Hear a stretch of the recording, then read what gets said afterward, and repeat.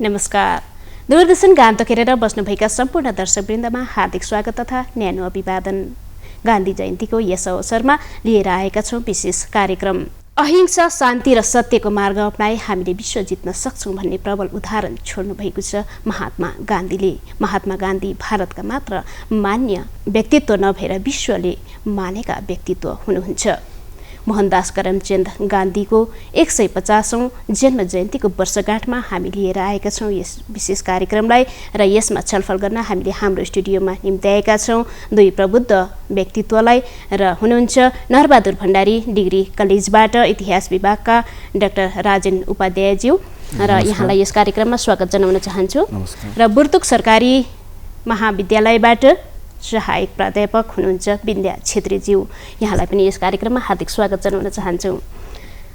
हजुर दर्शकवृन्द, सेवा जसको गरे पनि सेवा ईश्वरकै हुँदछ अथवा मानिसको नैतिक आचरणलाई बुझ्नु पर्यो भने हामीले उसले गर्ने जनावरहरूलाई गर्ने व्यवहारबाट पनि थाहा पाउन सक्छौँ। यस्ता दर्शनहरू छोडेर जाने महात्मा गान्धीले के कस्ता दर्शनहरू अझै पनि व्यापक रूपमा हामीलाई छोडेका छन्, यहाँ म राजेन सरलाई सोध्न चाहन्छु। गान्धीजीले वास्तवमा गान्धीजी जुन हिसाबले हामीले चिन्छौँ, गान्धीजीलाई जुन प्रकारले हामीले जानेका छौँ, जुन हिसाबले हामीले बुझेका छौँ, गान्धी वास्तवमा अब एउटा एकल व्यक्तित्व नभइकन मलाई लाग्दछ कि उहाँ एउटा संस्थान हुनुहुन्छ र उहाँको जति पनि यो दर्शनहरू छन्, उहाँको जति पनि सिद्धान्तहरू छन्, ती सिद्धान्त र दर्शन विशुद्ध रूपले भारतीय दर्शनसित आबद्ध छन्। भारतीय दर्शनबाट उत्प्रेरित बनेर त्यसबाट मतलब निस्किएका मतलब राम्रा पक्षहरू, राम्रा पाटाहरू हामीले मान्न सक्दछौँ। अब यसको कुरा गर्दाखेरि भारतको जुन चाहिँ संस्कृति छ, भारतको जुन चाहिँ परम्परा छ, त्यसलाई हामीले पहिलो हिसाबले गहिरोसँगले अध्ययन गर्न आवश्यक रहेको जस्तो मलाई लाग्दछ।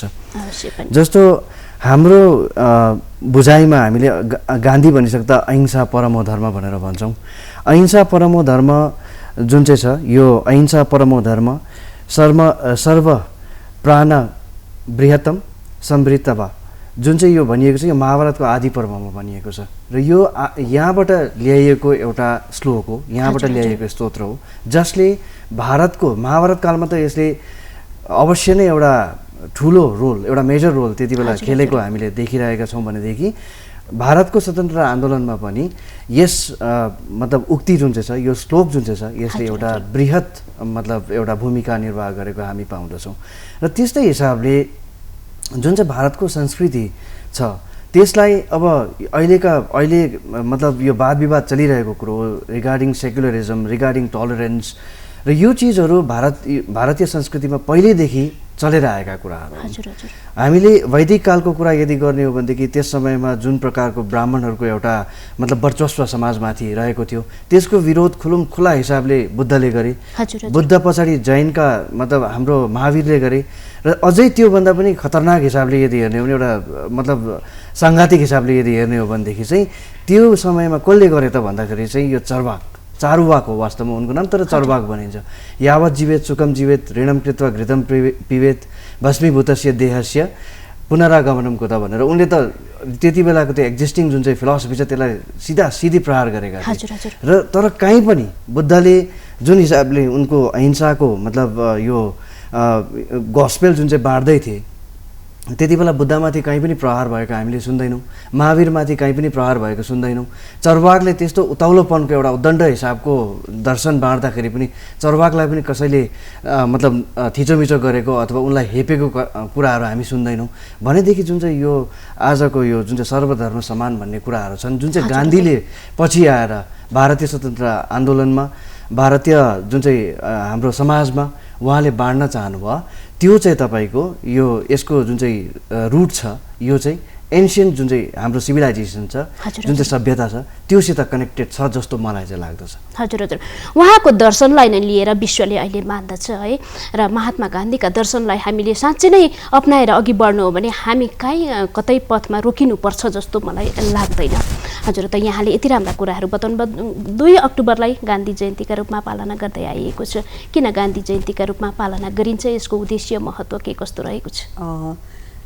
2 अक्टोबर है गान्धीजीलाई श्रद्धाञ्जली दिनको निम्ति हामी मनाउँदछौँ हरेक साल। जसले आफ्नो जीवन भारतको स्वतन्त्रताको लागि सुम्पिनुभयो है, जसले स्वतन्त्रताको लागि सुम्पिनु मात्रै भएन जीवनलाई, तर जसले आफ्नो एउटा कडा शास्त्र है अहिंसालाई भारतमा प्रयोग गरेर भारतमा मात्रै सफल गर्नु भएन र पुरा विश्वले नै यो शास्त्र अहिंसालाई चाहिँ एउटा सबैभन्दा है शक्तिशाली शस्त्र भनेर हामीले मान्यौँ। र गान्धी जयन्तीलाई गान्धीले दिएको सिद्धान्तहरू जस्तै शान्ति है र अहिंसालाई सम्झन हामी मनाउँछौँ र वर्तमान पिँढीलाई शिक्षा र प्रेरणा दिन पनि हामी यो गान्धी जयन्ती मनाउँदछौँ। र त्यो मात्रै होइन, र गान्धीले गरेका सङ्घर्ष, लामो सङ्घर्ष गर्नुभएको थियो गान्धीजीले, र यो सङ्घर्षबाट कसरी भारतलाई एउटा स्वतन्त्र राष्ट्र बनाउनुभयो र हामीलाई एउटा स्वतन्त्र राष्ट्रमा सास फेर्नु सक्ने बनाउनु भयो है। र त्यसै कारणले गर्दाखेरि चाहिँ गान्धी जयन्ती हामी मनाउँछौँ। र मलाई लाग्छ गान्धीजीलाई हेर्दाखेरि चाहिँ गान्धीजीले चाहिँ अब गान्धीजीको जुन चाहिँ विचारहरू छ, थट्सहरू छ है, गान्धीजीको जुन चाहिँ सिद्धान्त छ, एउटा भारतको लागि चाहिँ ब्लू प्रिन्ट जस्तै हो है। अङ्ग्रेज पछिको भारत निर्माण गर्नको लागि चाहिँ मलाई लाग्छ कि यो चाहिँ एउटा ब्लू प्रिन्ट जस्तै हो। गान्धीजीले कुन चाहिँ क्षेत्रमा चाहिँ अब हाम्रो भारतको कुन चाहिँ क्षेत्रलाई चाहिँ छुनु भएको छैन है, सोसियो इकोनोमिकदेखि लिएर पोलिटिकल। जब गान्धीजी आउनुभयो 1915मा, यति बेला के हुँदै थियो भन्दाखेरि चाहिँ भारतलाई स्वतन्त्रता दिने एकदमै सबै लागि परेका थिए अङ्ग्रेजबाट स्वतन्त्र दिनुको लागि। तर साइड बाई साइड गान्धीजीले यो स्वतन्त्रलाई नेतृत्व गर्दै चाहिँ के गर्नुभयो भन्दाखेरि चाहिँ अरू जुन चाहिँ हाम्रो सोसाइटीमा जुन चाहिँ पहिल्यैदेखि चलिआएको है यो कुनीतिहरू थियो, पहिल्यैदेखि सोसियो यो डिस्क्रिमिनेसन्सहरू, त्यसलाई पनि गान्धीजीले चाहिँ लिएर नै अघि बढ्नुभयो। र गान्धीजीले भन्नुभएको थियो कि स्वराज भनेको चाहिँ भारतले अङ्ग्रेजबाट स्वतन्त्र प्राप्त गर्नु मात्रै होइन, र स्वराज भनेको चाहिँ भारतले यी है सोसियो रिलिजियस जुन चाहिँ डिस्क्रिमिनेसन्सहरू छ योबाट पनि स्वतन्त्र प्राप्त गर्नु, त्यहाँदेखि मात्रै चाहिँ एउटा भारत चाहिँ स्वतन्त्र भारत हामीले भन्छौँ भनेर हामीभित्र जस्ता विचारहरू छन् ती विचारहरूबाट पनि यदि नकारात्मक विचारहरू छन् भने तीबाट पनि हामीले स्वतन्त्रता प्राप्त गर्नुपर्छ आफ पनि, अनि मात्र एउटा देश स्वतन्त्र देशको हामीले कल्पना गर्न सक्छौँ। महात्मा गान्धीले यी कुराहरूलाई प्राथमिकता दिनुभएको थियो। हजुर, भनिन्छ जब तपाईँ उहाँले भन्नुभएको छ सर, मन वचन र कर्मले जब अहिंसालाई अपनाउँदैनौ तब सत्याग्रहको तिम्रो जीवनमा कुनै महत्त्व रहँदैन। र अहिंसालाई उहाँले जुन प्रकारले अघि बढाउनु भयो, महत्त्व दिनुभयो, यसबारे केही प्रश्न पारिदिनुहोस् न। गान्धीजीलाई सिधासिधी गान्धीजीको यदि हामीले जीवन पढ्ने हो भनेदेखि उहाँको दुईवटा पुस्तकमा, मतलब धर्म पुस्तकमा थियो, उहाँको अगाध विश्वास रहेको हामी पाउँछौँ। एउटा थियो भगवद् गीता, श्रीमद् भगवद् गीता, र अर्को थियो तपाईँको तुलसी रामायण। र तुलसी रामायणदेखि पनि विशेष गरेर उहाँको जीवनलाई यदि हेर्ने हो भने, नजिकबाट यदि निहार्छौँ हामी यदि भनेदेखि उहाँलाई भगवद् गीताले धेरै नै उत्प्रेरित गरेको छ। र सबैभन्दा इम्पोर्टेन्ट उहाँको यो कर्मणि वाधिकारस्ते मा फलेषु कदाचन, जुन चाहिँ तपाईँको यो सङ्ख्या योग भगवद् गीताको यो च्याप्टर 2 भर्स नम्बर 47 हो यो। र यसमा यस अनुसारले उहाँले कर्म गर्नु, सिधासिधै हामीले त्यही सुन्दै आएका छौँ, कर्म गरौँ तर फलको आशा नगरौँ भन्ने एउटा लेमेनको भाषामा हामी त्यो बुझ्छौँ। र गान्धीजीको जीवनलाई यदि हेर्ने हो भने त्यही नै गर्नुभएको थियो। स्वतन्त्रता आन्दोलन एउटा चरमोत्कर्षमा थियो त्यस बेला, र गान्धीजीले भन्नुभएको थियो कि भारतको विभाजनको पक्षमा उहाँ कदापि हुनुहुन्न थियो। त पछि जब भारतले स्वतन्त्रता प्राप्त गर्यो, पाकिस्तान बन्यो, मान्छे मतलब रमाइरहेका थिए, खुसी थिए, सबैजनालाई एउटा आनन्दको एउटा माहौल त्यति बेला सृजना भइसकेको थियो भारत देशमा। त गान्धीजी त्यति बेला कलकत्तामा बसेर उहाँ चुपचाप एउटा मतलब तपाईँको यो के भन्छ मौन व्रत लिएर उहाँ बसिरहनु भएको थियो। त्यो खालको अवस्था हामीले देखिरहेका छौँ, हामीले मतलब त्यो खालको रेफरेन्सेसहरू हाम्रो अगाडि आउँछन्। र साइड बाई साइड उहाँको जुन चाहिँ यो भगवद् गीताप्रतिको उहाँको झुकाव छ, जुन प्रकारको उहाँको एउटा योसित सम्बन्ध छ, त्यसको एउटा राम्रो प्रसङ्ग हामीले पाउँछौँ। यो सन् 1888तिरको कुरा हो, जब गान्धी त्यति बेला एउटा यङ गान्धी, एउटा युवा गान्धी भारत देशबाट चाहिँ ब्रिटेन गएका थिए ल पढ्नका निमित्त।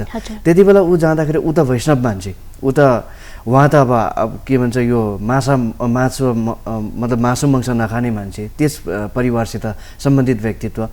र त्यसैले गर्दाखेरि त्यो एउटा हाम्रो यो भजन छ नि उहाँको, त्यो वैष्णव जनतो तेने कहिए पीर पराया जाने रे, त्यस्तो प्रकारको एउटा उहाँको मतलब अपब्रिङिङ भएको मान्छे चाहिँ लन्डन पुग्दाखेरि उहाँ अचम्म हुनुहुन्छ। र उहाँ पुगेर उहाँले भेजिटेरियन रेस्टुरेन्ट्सहरू खोज्नुहुन्छ, कहीँ पनि पाउनुहुन्न। अन्तमा जाँदाखेरि एउटा जग्गामा फाइनली पाउनुभयो र पाइसके पश्चात चाहिँ के भयो भनेदेखि त्यहाँ गएर उहाँले केही कुरा अर्डर गरेर खाँदै हुनुहुन्छ, त्यति बेला एउटा पाम्पलेट पाउनुहुन्छ। र त्यो पाम्पलेट चाहिँ जुन चाहिँ थियो त्यो चाहिँ त्यहीँको मतलब हेनरी सल्ट भन्ने एकजना ब्रिटिसले लेखेको पाम्पलेट थियो, जसमा चाहिँ के थियो त भन्दाखेरि चाहिँ एउटा आह्वान थियो कि मान्छेहरू चाहिँ भेजिटेरियन बन्नुपर्छ भन्ने। र त्यो चिजहरूले अनि त्यसै हिसाबले उहाँले ती मान्छेहरू भेट्नुहुन्छ। अनि भेटिसके पश्चात चाहिँ एउटा यो तपाईँको अलकट ब्रदर्स भन्छ, अलकट बन्धुहरू, उनीहरू चाहिँ भगवत गीताको अङ्ग्रेजी अनुवादमा लागि परेका हुन्छन्, संस्कृतबाट, विशुद्ध संस्कृतबाट अङ्ग्रेजीमा उल्था गर्दै हुन्छन्। र गान्धीजी भारतको भनिसकेपछि चाहिँ उनलाई सोध्छन् कि तपाईँले त जान्नुहुन्छ होला भनेर। र गान्धीजीले आफैले भनेका छन्, my experiment with the truth भन्ने उनको किताब जुन चाहिँ छ त्यसमा भन्नुभएको छ कि उहाँलाई त्यति बेला यति साह्रो शरम लाग्यो अरे, यति साह्रो लाज लाग्यो अरे, न उहाँले त्यो संस्कृतमा पढ्नुभएको थियो, न गुजरातीमा पढ्नुभएको थियो, न हिन्दीमा पढ्नुभएको थियो। र त्यस पश्चात चाहिँ उहाँको एउटा झुकाव, एउटा लगाव जुन चाहिँ छ, त्यो लगाव चाहिँ मतलब भगवत गीताप्रति त्यसरी लाग्छ। र त्यो त्यहाँबाट लिएका जति पङ्क्तिहरू छन्, भगवत गीताका श्लोकहरू छन्, उहाँले त्यसलाई चाहिँ भारतीय स्वतन्त्रता आन्दोलनको जुन चाहिँ एउटा पेस थियो, जुन एउटा तपाईँको त्यसको एउटा स्पिड थियो, त्यो स्पिडमा उहाँले लाउनुहुन्छ। र जुन चाहिँ त्यो स्पिडलाई अझै अगाडि बढाउने एउटा जुन चाहिँ एउटा इम्पोर्टेन्ट रोल चाहिँ भगवत गीताले गान्धीको लाइफमा पर्टिकुलरली र भारतीय स्वतन्त्रता आन्दोलनमा जेनरली चाहिँ गरेको हामी पाउँछौँ। हजुर, त्यसै पनि भगवत गीतालाई कुनै धर्मको पुस्तक मानिन्न, यसलाई त जीवन जिउने आधारका रूपमा मानेर अहिले देशी विदेशी सबैले यसको अध्ययन गर्ने गरेका छन् है। प्रत्येक लाइब्रेरीमा विश्वका भगवत गीता पाउने गरिन्छ। सबैभन्दा सर्वाधिक पाइने पुस्तकै सायद भगवत गीता बनिसकेको छ अहिले। र यसलाई हामीले अध्ययन मात्र गरेर केही श्लोक, केही त्यहाँ बताइएका उपायहरूलाई मात्र पनि अपनायौँ भने हाम्रो जीवन सफल पनि बन्न सक्छ। यस्ता दर्शनहरू हामीले धेरै अनदेखा गर्दै आएका छौँ, तर हामीले त्यो गर्नु कदापि पनि हुँदैन। अहिलेका झन् भावी पिँढीहरूलाई त अहिलेको अवस्थाले यसको अध्ययनहरू एकदमै महत्त्वपूर्ण हुन गएको छ है। र गान्धीजीले देखेको सपनाको भारत कस्तो थियो, तपाईँ यसमा के भन्न चाहनुहुन्छ? गान्धीजीले भन्नुभएको थियो है, माई ड्रिम अफ इन्डिया भनेर एउटा बुक लेख्नु भएको थियो। र त्यो बुकमा चाहिँ गान्धीजीले मैले अघि नै भनिहालेँ, गान्धीजीले एउटा ब्लू प्रिन्ट दिनुभएको थियो है। स्वतन्त्र भारत स्वतन्त्र मात्रै होइन, अङ्ग्रेजको शासनबाट स्वतन्त्रतामा मात्रै होइन, तर इन्डिया चाहिँ कस्तो हुनुपर्ने, भारत चाहिँ कस्तो हुनुपर्ने, पोलिटिकल क्षेत्रमादेखि लिएर पोलिटिकल क्षेत्रमा पनि गान्धीजीले भन्नुभयो कि लोकल है, हामी कमन म्यानको पार्टिसिपेसन हुनुपर्छ। इकोनोमिक क्षेत्रमा पनि भन्नुभयो कि गान्धीजीले आफै आत्मसाक्षरता बन्नुपर्छ है, नयाँ तालिमहरू। र यसमा चाहिँ स्वदेशी मुभमेन्ट पनि गान्धीजीले नै योसँगै सुरु गर्नुभएको थियो। र त्यो हेरेर चाहिँ अर्को चाहिँ मलाई लाग्छ कि बेसी गान्धीजीले चाहिँ सोसियल रिलिजियस रिफर्म मुभमेन्टमा चाहिँ एकदमै है, गान्धीजीले यसलाई निकै नै यसलाई निकै नै चेन्ज ल्याउनुपर्छ, रिफर्म ल्याउनुपर्छ इन्डियामा भनेर चाहिँ यो स्वतन्त्र साथसाथै यसलाई पनि अगाडि बढाउनु भयो। र भारतमा हेऱ्यो भने त्यति बेला चाहिँ अब यो डिस्क्रिमिनेसन्सहरू धेरै थिए, अनटचेबिलिटिज थियो, कास्ट सिस्टम थियो, विमेनलाई अब सती सिस्टम है, चाइल्ड म्यारेज थियो, र इलिट्रेसी थियो, डिस्क्रिमिनेसन्स थियो है। र यो सबैबाट चाहिँ अब हामी कसरी चाहिँ निक्लिने भन्ने एउटा गान्धीजीले चाहिँ एउटा ठुलो प्रश्न राख्नुभयो। र गान्धीजीले भन्नुभयो कि यो सबैबाट निक्लिनुको लागि चाहिँ शिक्षा चाहिँ एकदमै जरुरी छ।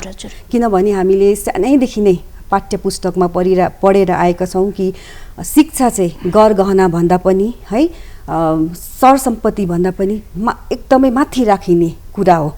एकदम त्यसलाई चाहिँ अब एकदमै अमूल्य है रत्न हो, जसलाई चाहिँ हामीले किन्ने पनि त्यसलाई डिस्ट्रोय गर्नु सक्दैन है। सो त्यसले गर्दाखेरि चाहिँ गान्धीजीले भन्नुभयो कि शिक्षालाई चाहिँ एकदमै अगाडि बढाउने, र शिक्षा सँगसँगै चाहिँ शिक्षालाई चाहिँ किन चाहिँ अगाडि बढाउने भन्दाखेरि चाहिँ यही कारण शिक्षाले नै गर्दाखेरि चाहिँ यो सोसाइटीमा चाहिँ ब्यालेन्स ल्याउनुको लागि शान्त एउटा सन्तुलन ल्याउनुको लागि चाहिँ सोसाइटीमा र शिक्षाले गर्दाखेरि चाहिँ एउटा भारतलाई चाहिँ नयाँ भारत एउटा पूर्ण भारत र नयाँ भारतको निर्माण हुन्छ भनेर चाहिँ गान्धीजीले सहिले नै भनिरहनु सपना देख्नु भएको थियो एकदमै स्वनिर्भर भारतको सपना देख्नु भएको थियो स्वच्छ भारतको सपना देख्नु भएको थियो र आत्मनिर्भर भारतको सपना देख्नु भएको थियो आत्मनिर्भर भारत त्यति बेला मात्र बन्न सक्छ जब प्रत्येक नागरिकले आफ्नो मेहनत बेच्न पाउँछ त्यसका निम्ति त हामीले विदेशी सामानहरू चलाउनु भएन स्वदेशी सामानहरूको निर्माण गर्नु पर्यो यस कुरामा पनि उहाँले एकदमै जोड दिनु भएको थियो र सर तपाईलाई के सोध्न चाहन्छु भने एकदमै आध्यात्मिक हुनुहुन्थ्यो महात्मा गान्धी है सद्विचार राख्ने हुन्थ्यो सबैप्रति र देशको नेतृत्व आध्यात्मिक र एकदमै सही मार्गमा स्वशासित हुनुपर्छ भन्ने सायद भावना उहाँको थियो यसमा तपाईँ के भन्न चाहनुहुन्छ यसमा म एउटा यो संस्कृतको श्लोक मलाई आउँदैन तर त्यो आएन यो सन्दर्भमा तर यो कोमल गीता जुन चाहिँ छ भगवत गीताको नेपाली ट्रान्सलेसन त्यसमा भनिएको छ गाई हात्ती चण्डाला कुत्ता सर्वज्ञ ब्राह्मण ज्ञानीको दृष्टिमा एकै देखिन्छन् बुझा अर्जुन अब यो चिजलाई जस्तो अघि बिन्दा म्याडमले भन्नुहुँदै थियो सोसियल डिस्क्रिमिनेसनको कुरा जुन चाहिँ थियो सोसियल डिस्क्रिमिनेसन भारतमा यो तपाईँको वैदिक काल ऋग्वैदिकको कालको अन्तदेखि सुरु भएको ऋग्वैदिकको मण्डल 10 भन्छौँ हामी 10 च्याप्टर त्यसमा पुरुष सूक्त भनिन्छ पुरुष सूक्तमा के छ भन्दा ब्राह्मण टाउकोबाट जन्मिएको क्षत्रिय यो के भन्छ हाम्रो कुमबाट जन्मिएको वैश्य पेटबाट र शूद्र चाहिँ खुट्टाबाट भन्ने खालको जुन चाहिँ एक खालको त्यो खासमा डिभिजन थियो त्यसलाई पछि गएर चाहिँ के बनाइयो भन्दाखेरि चाहिँ त्यही नै पक्का रुल यही हो रेगुलेसन यही हो सोसाइटीको लागि मनुस्मृति जब लेखियो त मनुस्मृति लेखिँदाखेरि प्राचीन भारतको एउटा संविधान जस्तै बनेर गयो थियो अनि त्यसले गर्दाखेरि चाहिँ जुन चाहिँ एउटा वर्ग थियो तल्लो वर्ग थियो जुन चाहिँ अवहेलित वर्ग थियो जुन चाहिँ प्रताडित वर्ग थियो उनीहरूको जुन चाहिँ जीवन स्तर थियो त्यो कहिले पनि बढेन र मलाई लाग्छ कि गान्धीजीले जब अनटचेबिलिटी जब हरिजन भनेर भन्नुभयो ती अनटचेबल्स तथाकथित अछुत वर्गका व्यक्तिहरूलाई त त्यो चाहिँ कहाँबाट गरियो भन्दा उहाँलाई त्यस सन्दर्भमा पनि उहाँलाई एउटा उत्साह दिने त्यस जुन चाहिँ एउटा समाजको यो के भनौँ कुरीति छ कुसंस्कार छ त्यसलाई माझ्ने त्यसलाई बढार्ने उहाँलाई उत्प्रेरित गर्ने मुख्य एउटा मतलब त्यो दर्शन उहाँले गीताबाटै लिनुभएको जुन चाहिँ मैले तपाईँलाई अघि भने है र यो कुराहरूले यदि हेर्ने हो भनेदेखि उहाँको आध्यात्मिकताको यदि कुरा गर्ने हो किनभनेदेखि आध्यात्मिकता बेगर कुनै पनि मान्छेले कहीँ पनि पुग्छ भनेको जस्तो मलाई लाग्दैन एउटा इक्जाम्पल हामीले लिन सक्छौँ किनकि उहाँको सन्दर्भ गान्धीको सन्दर्भमा कुरा गर्दा बौद्धिक जुन चाहिँ यो बौद्ध सिद्धान्त छ त्योसित पनि हामीले उहाँलाई केही हदसम्म रिलेट गर्न सक्छौँ तब यो बुद्ध एकै दिनमा बुद्ध बनिएनन् ब्रह्मको अर्थ यदि यो हिन्दू शास्त्र अनुसारले ब्रह्मको अर्थ यदि ज्ञान हुन्छ भने बुद्धको अर्थ बौद्धिक धर्मशास्त्रहरूबाट अथवा यो बुद्धिस्ट स्क्रिप्चर्सहरूबाट यदि हेर्ने हो भने ज्ञान हुन्छ त बुद्धम शरणम गच्छामि भनेको बुद्धले यो भन्नुभएको होइन कि तिमी आऊ मेरोमा आऊ र मेरो शरणमा पर भन्नुभएको होइन तिमी शरण पर्छौ त ज्ञानको शरण पर ज्ञानको शरण परिसकेपछि चाहिँ तिमीले यो जुन चाहिँ अन्धकार छ त्यो अन्धकारलाई तिमीले हटाउन सक्छौ भने र त्यो यो चिजहरूले जुन चाहिँ भारतीय दर्शन छ जुन चाहिँ भारतीय विचार छ जुन चाहिँ भारतीय संस्कार भारतीय परम्परा छ यसले हामीलाई त्यसै पनि आध्यात्मिक बनाउँछ तपाईँले चाहेर होस् तपाईँ नचाहेर होस् तपाईँ आध्यात्मिक भइ नै रहनु भएको हुन्छ त गान्धी त एउटा वैष्णव परिवारका थिए अलिकति कट्टर परिवारका थिए त उहाँ मतलब यो आध्यात्मिक हुन त अथवा आध्यात्मिकता उहाँको जीवनको एउटा मतलब एउटा अंश हुन त कुनै अचम्मको कुरो हो जस्तो मलाई लाग्दैन र आध्यात्मिकताले नै हो उहाँले भारतीय स्वतन्त्रता आन्दोलनदेखि लिएर गएर भारतभित्र रहेका जति पनि कुरीति कुसंस्कारहरू छन् त्यसमाथि उहाँले प्रहार गर्न सक्नु भएको जस्तो मलाई चाहिँ लाग्दछ हजुर नेतृत्वको कुरा गर्नुपर्दा राजनीति जसले गर्दछ है एउटा देशलाई नेतृत्व दिन सक्ने अब प्रजातान्त्रिक देशमा त्यो एउटा नियम हो हैन र राजनैतिक नेताहरूमा आध्यात्मिकता हुन के कति आवश्यक छ अहिलेको घडीमा तपाईँ के भन्न चाहनुहुन्छ आध्यात्मिकता हुनु पर्दछ किनकि अब प्रत्येक व्यक्तिको के हुन्छ भनेदेखि चाहिँ त आफ्नो आफ्नो देशको एउटा संस्कार हुन्छ मैले अघि नै भनिहालेँ हामीले चाहौँ या त नचाहौँ हामी आध्यात्मिक छँदैछौँ हामी हिँड्दै गर्दा साधारण हिसाबले हामी कतै जाँदैछौँ मन्दिर आउँछ हामी ढोग्छौँ हामी कतै जाँदाखेरि त्यहाँ केही एउटा यो तपाईँको धार्मिक कार्यक्रम हुँदैछ भने हामी जस्तो हिसाबले गर्न सक्छौँ गर्छौँ। र यसले चाहिँ के गर्छ भन्दाखेरि चाहिँ तपाईँको यो वास्तवमा हामीले ईश्वरसँग डराएको होइन, यो हामीले ईश्वरप्रति देखाएको श्रद्धा हो। र त्यो श्रद्धा यदि छ भनेदेखि चाहिँ जस्तो बुद्ध सिद्धार्थबाट बनिन सके, मोहनदासबाट यदि महात्मा बनिन सके भनेदेखि एउटा साधारण मान्छे नेता राजनेता भनेको पनि कुनै मतलब अब हामीदेखि अलग्गै प्रकारका जाति त पटक्कै होइनन्, उनीहरू पनि हामीभित्रै पर्ने एउटा मतलब हामी जस्तै मानव मतलब जाति नै भनौँ होइन, उहाँहरू पनि त्यस्तै प्रकारका हामी जस्तै मान्छे नै हुन्। त उहाँहरूलाई पनि एउटा जुन चाहिँ डोर्याउनु छ, एउटा तपाईँको एउटा डेस्टिनेसनतिर लानु छ भनेदेखि चाहिँ आध्यात्मिकता जुन चाहिँ छ त्यसले एउटा धेरै नै ठुलो एउटा भूमिका निर्वाह गर्छ जस्तो मलाई लाग्दछ। किनकि लिडर भनेको कुरा बनिन साह्रो पर्छ। गान्धी राजनेता थिएनन्, गान्धी नेता थिए, गान्धीले नेतृत्व गरे र राजनेता र नेतामा अलिकति अन्तर हुन्छ जस्तो मलाई लाग्दछ।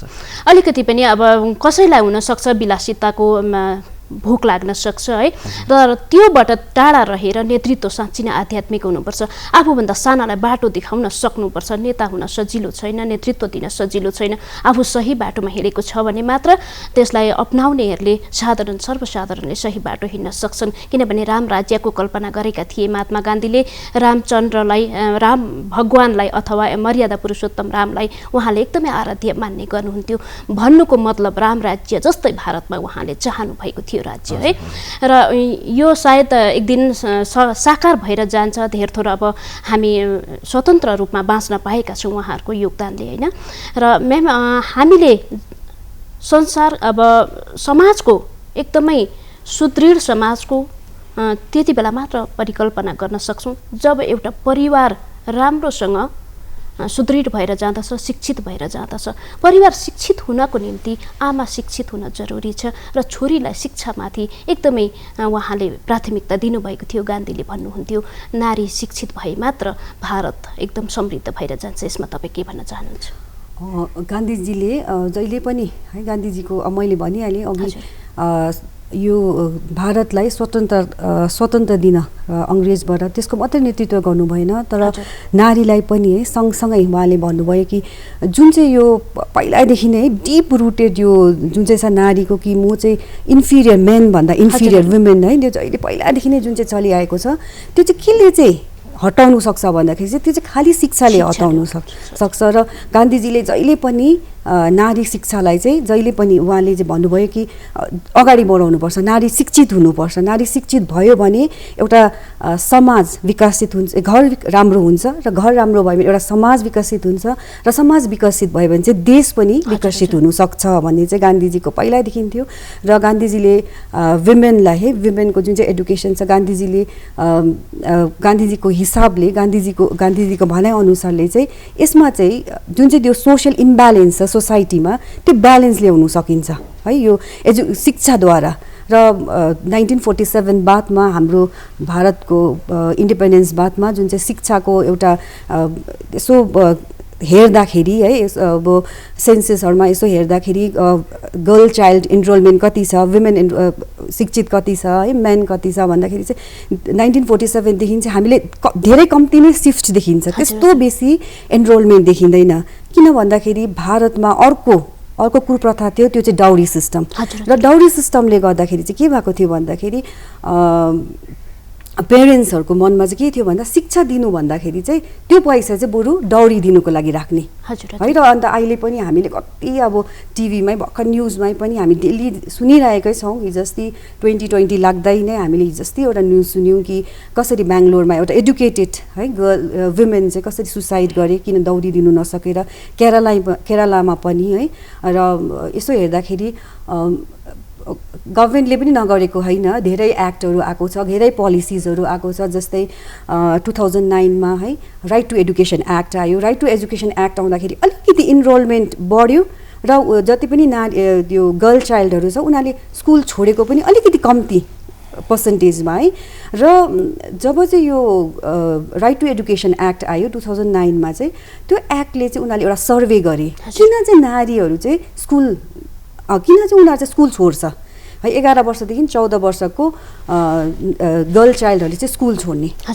स्कुल किन चाहिँ उनीहरूले चाहिँ स्कुल छोड्दैछ भन्दाखेरि चाहिँ उनीहरूले के पायो भन्दाखेरि चाहिँ उनीहरूको सर्वेको अनुसार चाहिँ उनीहरूको आउटकम चाहिँ के भन्यो भन्दाखेरि चाहिँ maybe because of the toilet है, टोइलेट फेसिलिटिज राम्रो नभएर, मेबी बिकज अफ उनीहरूको एउटा सेक्युरिटीले गर्दाखेरि, सेक्युरिटी कन्सर्नले गर्दा पनि उनीहरूले छोडे भनेर चाहिँ एउटा उनीहरूले यो सर्वेमा निकाले। तर फेरि हिजोस्ति 2018मा national organisation for the protections of child राइटमा चाहिँ 2018मा एउटा सर्वे आयो। त्यो सर्वेमा चाहिँ के देखियो भन्दाखेरि चाहिँ 15 वर्षदेखि 16 वर्षको गर्ल चाइल्डहरूले चाहिँ स्कुल छोडेको र त्यसमा सर्वेमा चाहिँ किन चाहिँ स्कुल छोड्यो भन्दाखेरि चाहिँ हाउस होल्ड वर्कले गर्दा, घरको कामले गर्दा पनि 40% अफ गर्ल चाइल्डहरू चाहिँ 15 वर्षदेखि 18 वर्षसम्म चाहिँ उनीहरूले स्कुल छोड्दो रहेछ र हायर एडुकेसनमा चाहिँ गर्ल चाइल्डहरू एकदमै कम्ती एनरोलमेन्ट। र यो के भन्छ सर्वेको अनुसार चाहिँ उनीहरू किन स्कुल छोड्दैछ भन्दाखेरि के देखियो भन्दाखेरि चाहिँ एउटा हाउस होल्ड वर्कै 65%ले चाहिँ उनीहरूले हाउस होल्ड वर्क, किन भन्दा उनीहरू अब घरको सायद सबसे जेठो उयो थियो होला होइन, एल्डर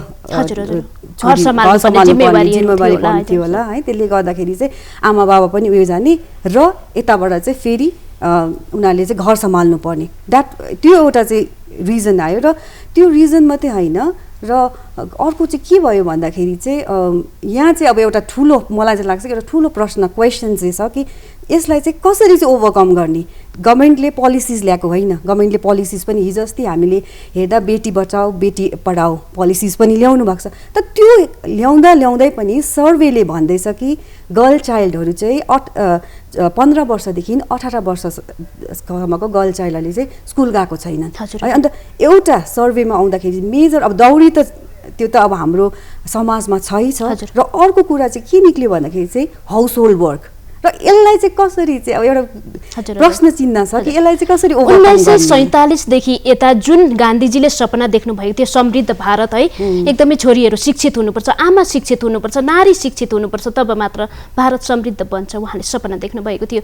तर अहिले आएर पनि हामी बेटी बचाऊ बेटी पढाऊको एउटा नारा लिएर बसेका छौँ। अलिकति दुःख लाग्दो स्थिति, तर पनि यसले अब राम्रो सकारात्मक पाइलाहरू अगाडि सार्नेछ र भारत साँच्चै नै समृद्ध बन्नेछन्, सम्पूर्ण नारीहरू शिक्षित बन्नेछन्, सम्पूर्ण नारीहरू सुरक्षित बन्नेछन्, हाम्रा छोरीहरू अघि बढ्न पाउनेछन्, हामी आशा साच्नेछौँ है। सर अलिकति एउटा अन्तिममा तपाईँलाई के सोध्न चाहन्छु भने जनवरी 2004देखि अन्तर्राष्ट्रिय अहिंसा दिवसका रूपमा पालन गरिन्छ गान्धी जयन्तीकै दिनलाई है, र यसबारे छोटोमा तपाईँले केही बताइदिनुहोस्। यो तपाईँको भारतको एउटा गर्व गर्ने एउटा विषय हो, सम्पूर्ण भारत देशले, किनकि अहिंसाको जुन चाहिँ यो कन्सेप्ट छ, यो कन्सेप्टको प्रादुर्भाव भारतमै भएको। तपाईँको अब यो मैले अघि नै भनिहालेँ महाभारतको तपाईँ यो आदि पर्वबाटै यसको कुरा अहिंसा भनेको कुराको आएको छ र पछि आएर व्यापक रूपमा यसको प्रचार र प्रसार चाहिँ बुद्धको समयमा भयो। र यदि आज आधुनिक कालको हामीले यदि कुरा गर्छौँ भनेदेखि यसको व्यापक विस्तार चाहिँ महात्मा गान्धी आए पश्चात स्वतन्त्रता आन्दोलनमा उहाँले आफ्नो मतलब त्यसभित्र उहाँको आफ्नो अंशग्रहण गरे पश्चात चाहिँ सुरुवात भएको। र अहिंसा भन्नु मतलब कुनै पनि चिज कसैलाई पनि गएर हट भन्ने कुरा धेरैवटा डेफिनेसन छ यसको, कसैलाई गएर मार्नु, कसैलाई गएर कुट्नु पिट्नु मात्रै पनि होइन, तर जुन चाहिँ हाम्रो शब्दको छ, जुन चाहिँ हाम्रो वाणीको छ, त्यसले पनि कसैलाई मतलब यो हिंसा नगरोस्, त्यो कसैलाई त्यसले नराम्रो नबोलियोस्, कसैमाथि कुवचन नहोस्, कसैमाथि एउटा कुसोच पनि नरहोस् भन्ने कुराहरू पनि आउँदछन्। प्रत्यक्ष उदाहरण पनि हामीले देखेका छौँ, किनभने बाहिरबाट जतिसुकै आक्रमण होस् भारतले गएर आक्रमण गरेको हामीले देखेका छैनौँ। लु न त हामीलाई के गर्न सक्छस् भनेर भारतले पहिले न्यु खोज्यो अरे भनेको पनि आजसम्म हामीले इतिहासमा पढेका छैनौँ, देखेका छैनौँ। र कसैले यदि बाहिरबाट नराम्रै भन्छ आएर भारतमा विस्फोटै गर्छ भने पनि लु म पनि गएर विस्फोट गर्छु भनेर भारतले त्यो धारणा कहिले पनि विकसित गरेको आजसम्म हामीले देखेका छैनौँ। यो हाम्रो गर्वको कुरा हो र भारतले विश्व शान्तिको एकदमै पाठ पढाउन सफल बनेको छ। यहाँहरू आउनुभयो, आफ्नो समय खर्चेर यति राम्रो जानकारी दिनुभयो, यहाँलाई धेरै धेरै धन्यवाद।